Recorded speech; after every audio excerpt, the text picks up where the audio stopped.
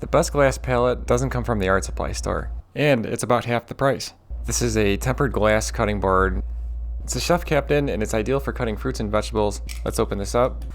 Okay, I gotta take the plastic wrap off. It says it's 16 by 12, but they're clear that the exact size is 15.75 by 11.81.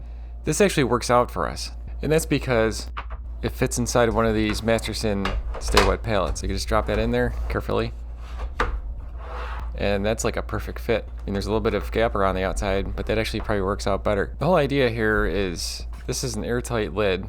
There's like a seal here that snaps on like a food container lid. So you could store oils or acrylics in here for quite a while. It's roughly 1/8 of an inch thick.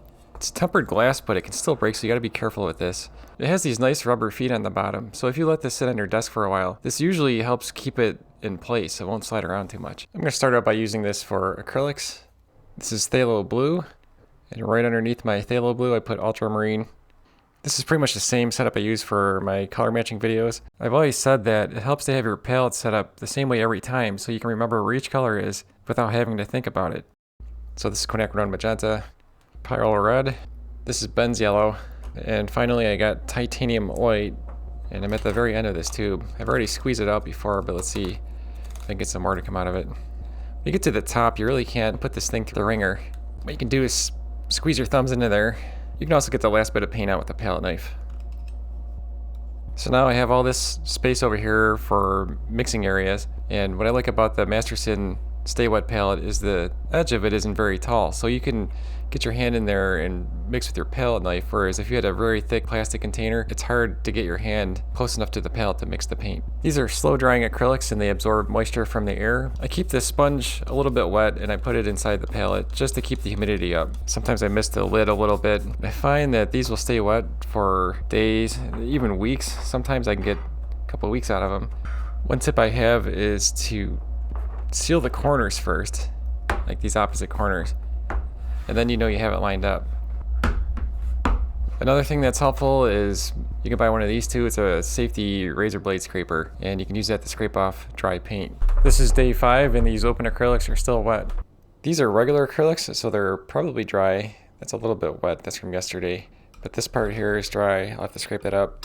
This is paint from the original day, it's still wet. I like how easy this is to clean. You want to scrape away from you so you don't cut yourself. The way I clean this blade without cutting myself is I press it down onto the glass so that the sharp edge, your fingers really can't touch it very much. You wipe away from the sharp edge of the blade. But that way, if you're holding it up, you could easily cut through this paper towel and into your finger, but when you have it on the glass, you just go away from the blade and you should be good. That sharp edge is resting on the glass, so it's really hard to get your finger in there. The gap around the outside is actually useful because it makes it easier to lift it out of the palette. You might find it helpful to mix colors on a gray background, so all you have to do is place this on a gray sheet of paper or a gray work surface. What I like about this palette is the smooth surface makes it super easy to clean, especially when you use the safety razor blade scraper. The edges are also rounded, so it makes it much safer. They're not sharp at all. This palette is about half the price of one you would find in an art supply store, and I think it works just as well.